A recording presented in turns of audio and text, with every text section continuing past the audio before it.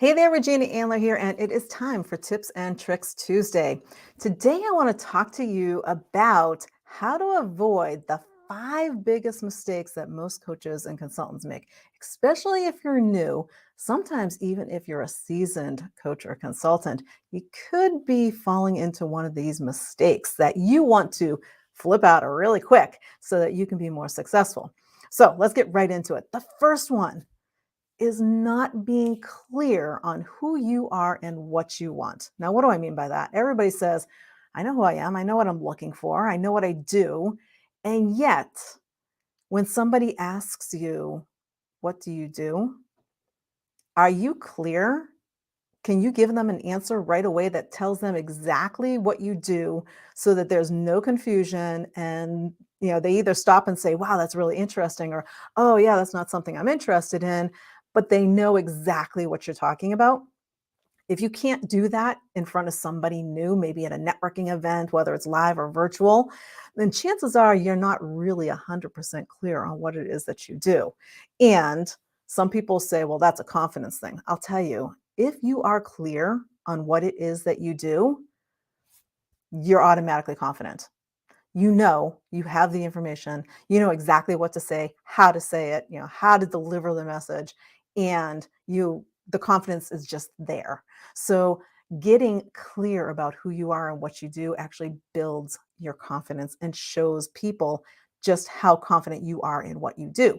So how do you become more clear on what you do? Well, you sit down and you write it out. Write down what it is that you want. What is your business doing? What is the result that it's providing for others? What is it that you want to provide your audience? Do you just want to provide a specific service, a program, a product? What is the end result that you are giving to them? Hey, Kathleen, nice to have you with us. The second one is thinking that you need certifications and degrees to actually be a coach or a consultant.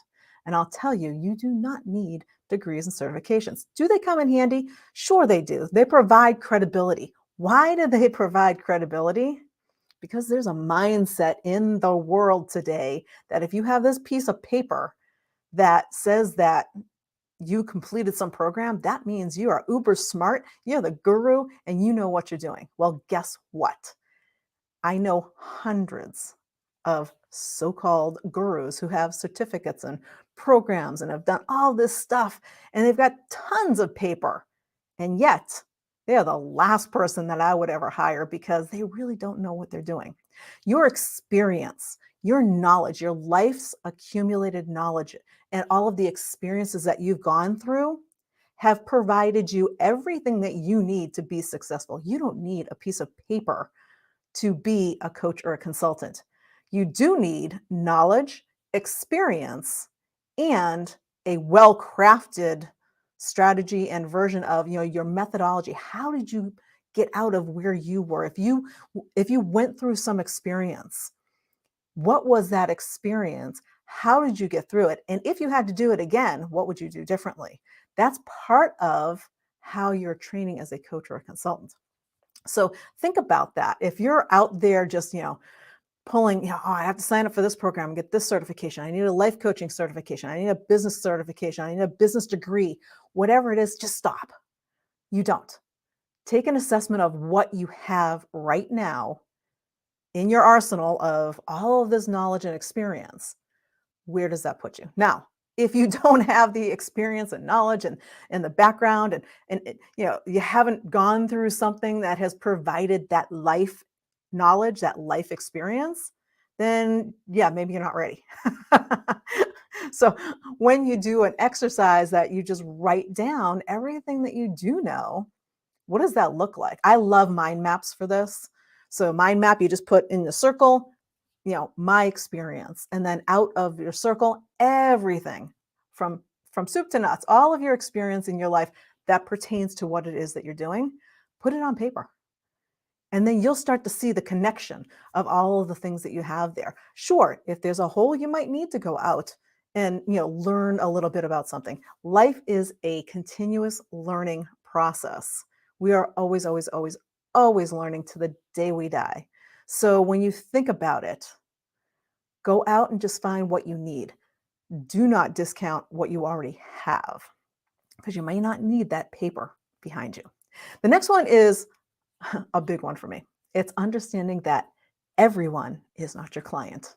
And I know we've gone over this over and over and over again. And yet, still, people start saying, yeah, but you might have perfect examples of skincare product lines. I love them.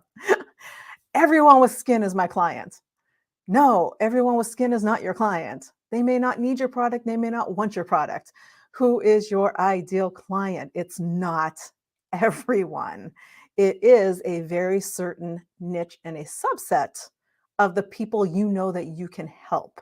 So make sure that you are clear because, especially when you're creating marketing content, if you try to speak to everyone, you create content that's really general, you're going to get no one. You're going to get no engagement. You're going to get no shares, no likes, no comments, nobody downloading your lead magnets. Nobody's going to be interested in what you have to say because you're too general and you're speaking to everyone.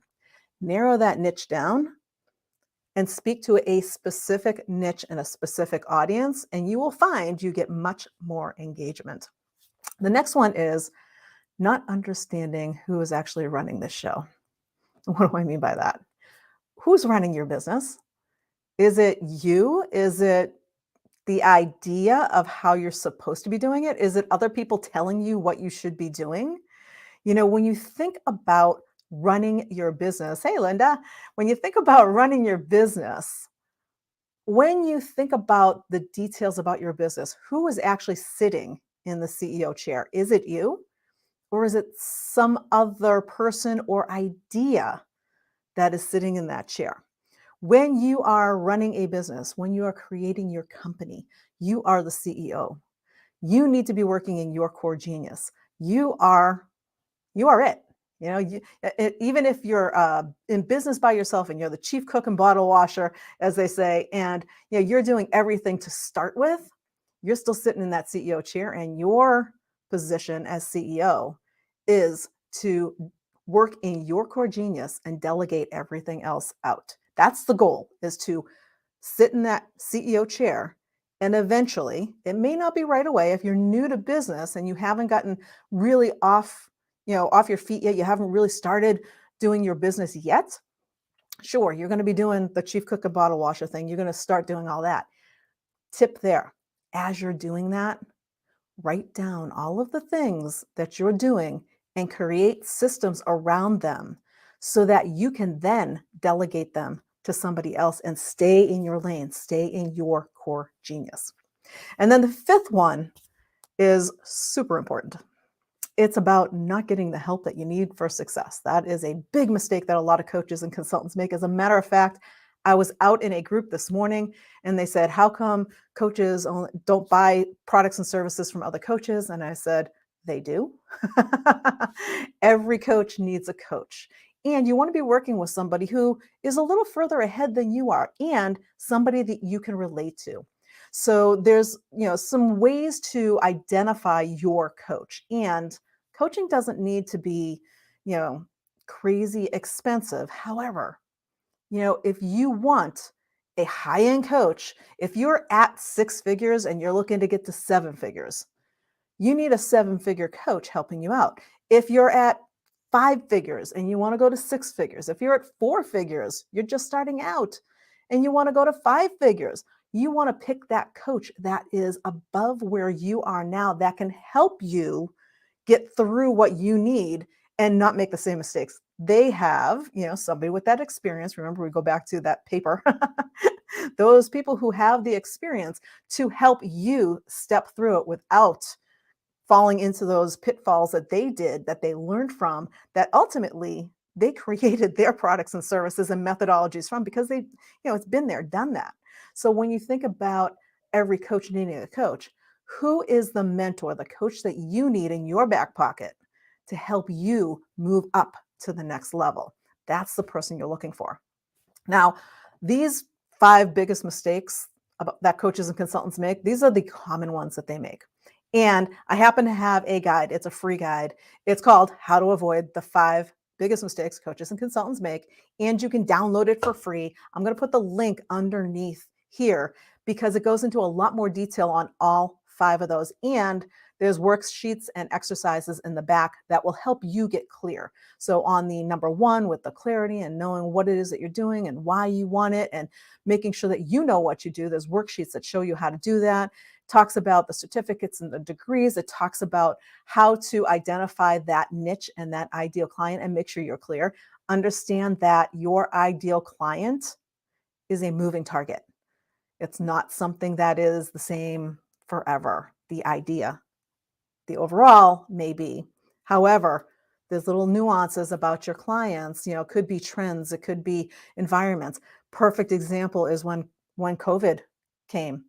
Our entire world shifted. The way people think about doing business, the way people think about running their businesses and bringing in new clients, everything shifted. So, depending on what's going on, your ideal client can be a moving target. So, you want to review that on a regular basis, even if you think you're sure who they are. You want to review it regularly and just make sure you're still on target. So there's worksheets in there for that. And then understanding who's running the show, identifying that core genius. Be the CEO, sit in the CEO chair. There's some worksheets in there about how to make sure that you're clear and you are actually sitting in that CEO chair. And then last but not least, not getting the help that you need for success. That's all about every coach needs a coach. And there's a whole list in this document about how to pick the right coach for you, because it may not be who you're working with now. It may be who you're working with now. It may be somebody else. There are some questions that you want to ask to make sure that you have the right coach, and they're in that document. So I'm going to put that document, the link to that document, in the comments below here, and hopefully you will avoid making those 5 biggest mistakes that most coaches and consultants make. That's what I got for you this week. We'll see you next week on Tips and Tricks Tuesday. Bye for now.